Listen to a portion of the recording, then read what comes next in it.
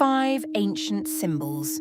For centuries, alchemists guarded them like treasure, not because they were recipes for gold, but because each one hides an instruction for being human. By the end of this video, you'll be able to read all 5. 1. The snake that eats its own tail, the Ouroboros. The oldest one we can point to was sealed in darkness for over 3,000 years in the tomb of Tutankhamun. On a gilded shrine, 2 serpents curl around the head and feet of a god, in a text Egyptologists call the Enigmatic Book of the Netherworld. To Egypt, the encircling serpent was protection. Every night, the coiled serpent Mehen wrapped himself around the sun god Ra and guarded him through the underworld until dawn. Then, some 17 centuries ago in Alexandria, an alchemist known as Cleopatra, not the queen, drew the serpent in a manuscript called the Chrysopoeia.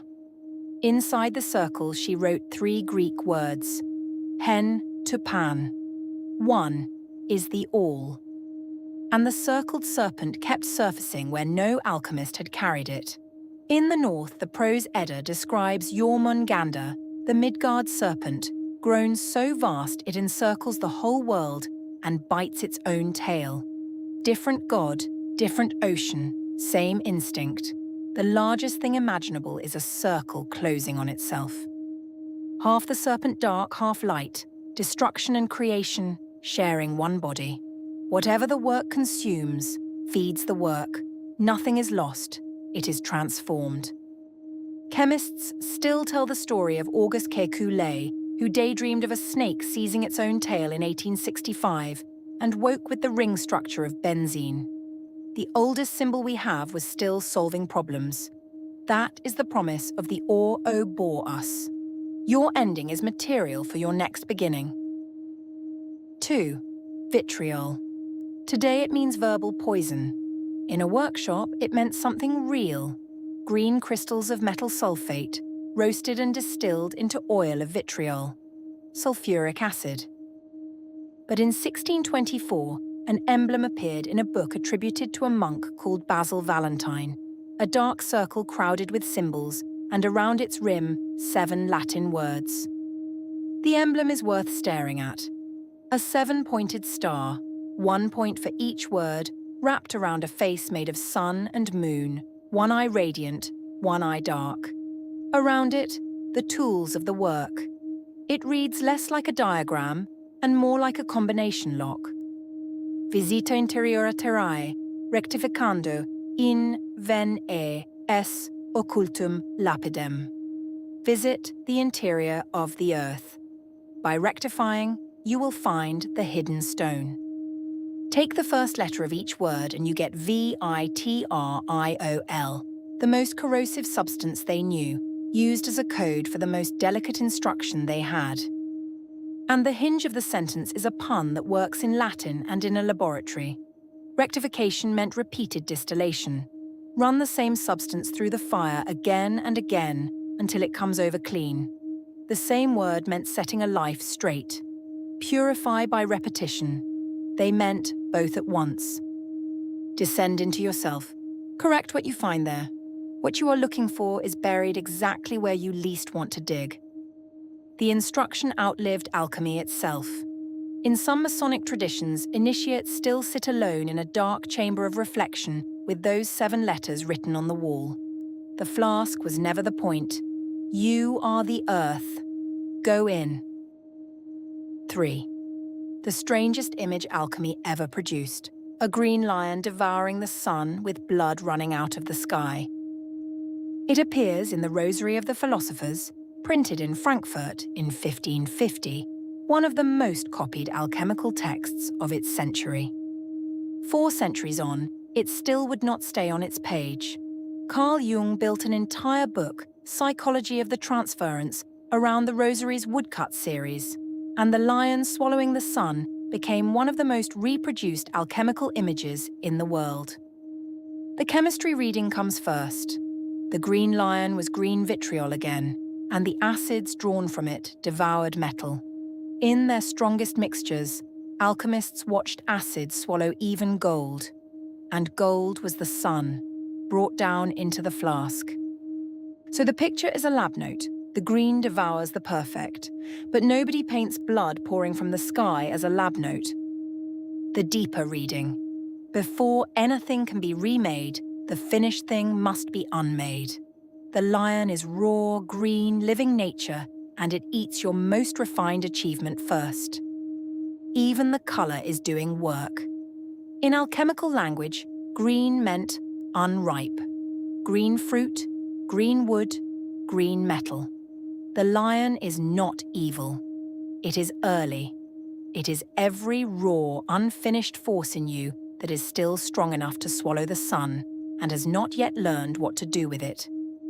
Alchemists called this stage dissolution, and they did not consider it a disaster. They considered it the beginning of the work. Sometimes the thing devouring your gold is the process. 4. When the fire died and the vapours were collected, something was always left in the bottom of the flask. They drew it as a skull and named it Caput Mortuum, the dead head. It meant the residue, the caked, burned remainder after distillation had taken everything valuable. Worthless ash. In time, the phrase became shorthand for anything drained of its value. Most workshops threw it out. The careful ones did not, because the ash still held the fixed salt of the substance, and the salt went back into the work. Centuries later, the dead head got a second life.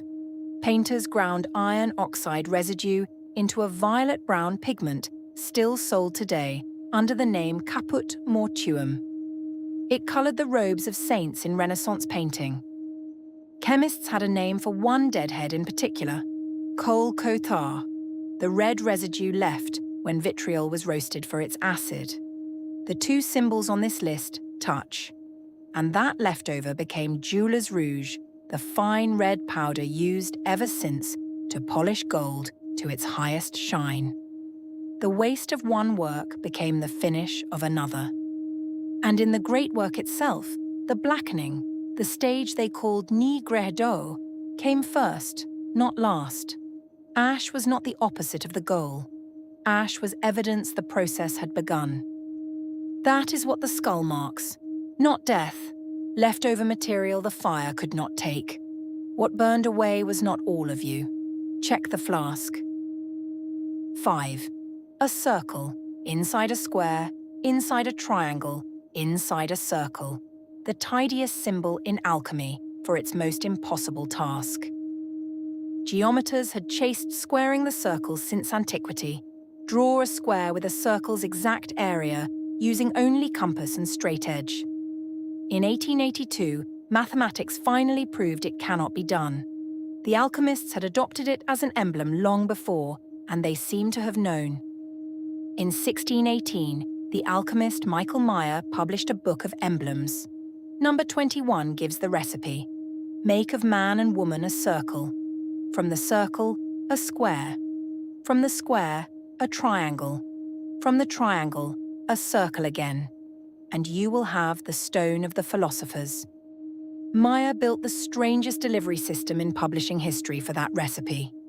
Each of his 50 emblems came with a picture, a poem, and a fugue. Music composed for 3 voices, meant to be sung while you studied the image. A 17th century multimedia book engineered so the idea would enter by eye and ear at once. The square was the 4 elements, the triangle, body, soul, and spirit, and the circle that holds them all, unity.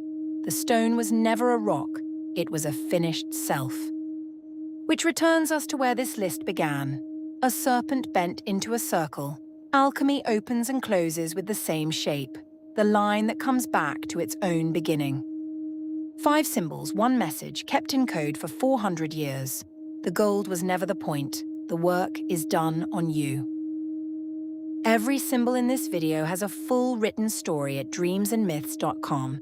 If this earned your time, subscribe. The next set of symbols is coming.